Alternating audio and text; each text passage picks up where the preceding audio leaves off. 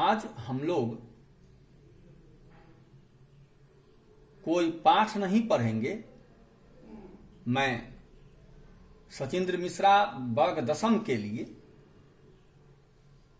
एक संस्कृत विषय में एक विशेष प्रकरण लेकर उपस्थित हुआ हूं और यह प्रकरण है अन्वय बनाने का तरीका। आप चूंकि दशम वर्ग में हैं, इसलिए आपको अधिक कहने की आवश्यकता नहीं है।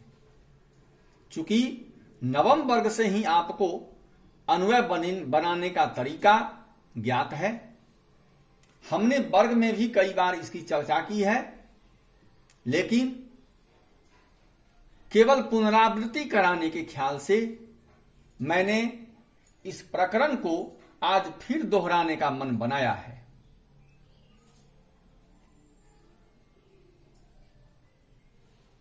यदि आपको अन्वय बनाने के लिए कोई श्लोक मिलता है तो सबसे पहला काम है आपका कि दिए गए श्लोक को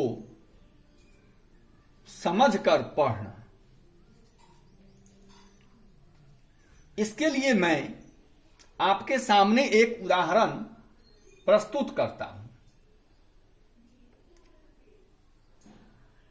देखिए, कज्जल मलिनम धूमम मुंचति सत सकटी यानम वाष्पयान माला संधावती वितरंती ध्वानम यानानाम पंक्तयो अनंताः कठिनम संसरणम सुचिर पर्यावरणम। आपको यह श्लोक मिल गया, आपको इसका अन्वय बनाना है। तो आपका सबसे पहला कार्य यह होगा कि श्लोक को पढ़ने के बाद इस श्लोक में जितने भी शब्द हैं, सारे शब्दों की आप हिंदी जानने का प्रयास करें। देखिए, जैसे मैंने किया है रफ वर्क में, आप भी ऐसा कर सकते हैं, कोई दिक्कत नहीं। तो आइए सबसे पहले हम प्रत्येक शब्द की हिंदी देखते हैं। बताइए, कज्जल मलिनम का अर्थ क्या होता है? काजल की तरह मलिन। धूमम का अर्थ क्या होता है? धुआं। मुंचति का अर्थ होता है छोड़ती है।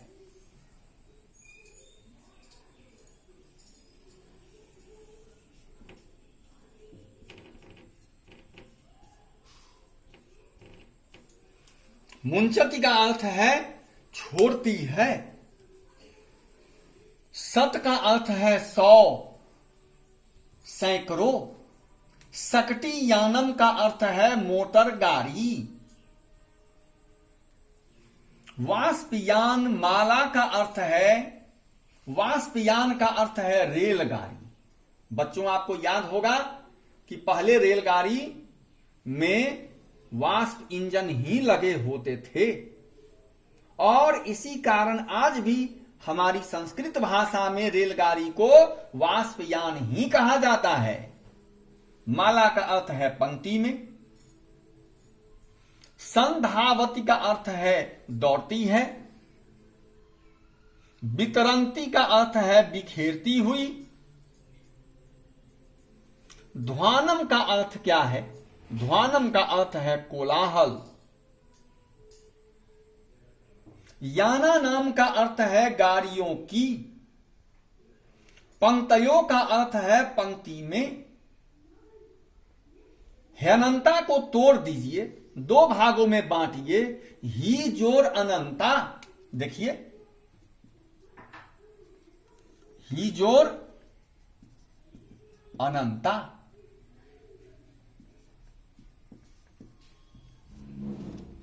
तो ह्यनंता को हमने ही जोर अनंता में तोड़ दिया।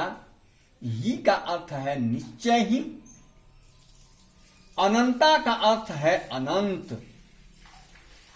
कठिनम का अर्थ है कठिन, मुश्किल। संसरणम का अर्थ है चलना। तो बच्चों, पहले स्टेप में हमने 2-3 बार श्लोक को पढ़ा। दूसरे स्टेप में हमने श्लोक के एक एक शब्द की हिंदी बनाई। अब आइए, हिंदी बनाने के बाद अब हिंदी में जितने शब्द हैं, इन शब्दों को मिलाकर हमें हिंदी में वाक्य बनाना है।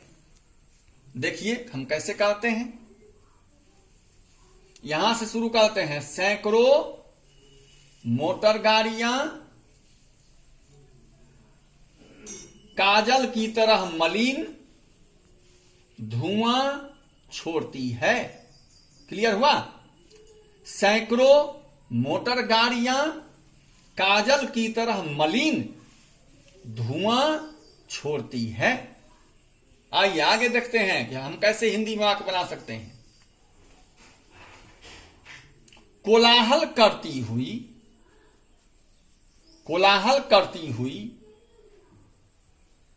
रेलगाड़ियों की पंक्ति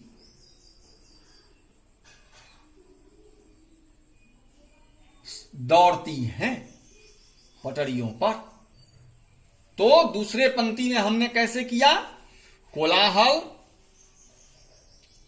बिखेरती हुई रेलगाड़ियों की पंक्ति दौड़ती है। दूसरा वाक्य बना बच्चों। तीसरा वाक्य अब क्या बनाएंगे? निश्चित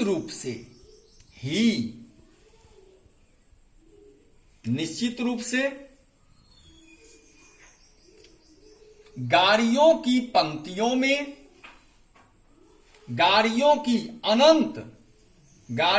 अनंत पंक्तियों में चलना कठिन है। तो अब देखिए, हमने श्लोक के सारे शब्दों की हिंदी को समझकर और उसे हिंदी वाक्य में परिणत कर लिया।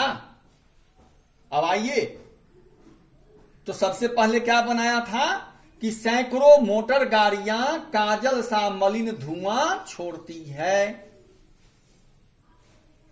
तो सत सकटी यानम कज्जल मलिनम धूमम मुंचती। एक लाइन हो गया, एक पंक्ति हो गई। फिर आइए दूसरी पंक्ति के लिए सबसे पहले क्या कहे थे? कोलाहल करती हुई, कोलाहल बिखेरती हुई। तो ध्वानम वितरंती, कोलाहल बिखेरती हुई।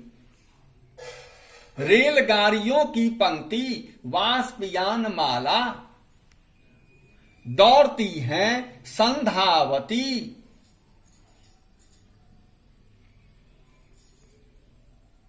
गाड़ियों की निश्चित रूप से ही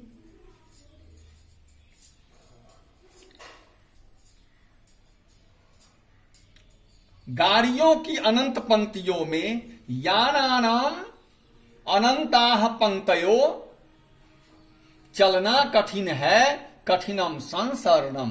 तो बच्चों, अब हो गया, हमने श्लोक को पढ़कर सबका हिंदी समझा, हिंदी में वाक्य बनाया और हिंदी के वाक्य के शब्दों के क्रम में श्लोक के शब्दों को संस्कृत में लिखा और इस प्रकार अन्वय बना। सतशक्ति यानम कज्जल मलिनम धूमम मुंचती ध्वानम वितरंती वाष्पयान माला संधावती ही यानानाम अनंताः पंक्तयोः कठिनम संसरणम सुचिर पर्यावरणम।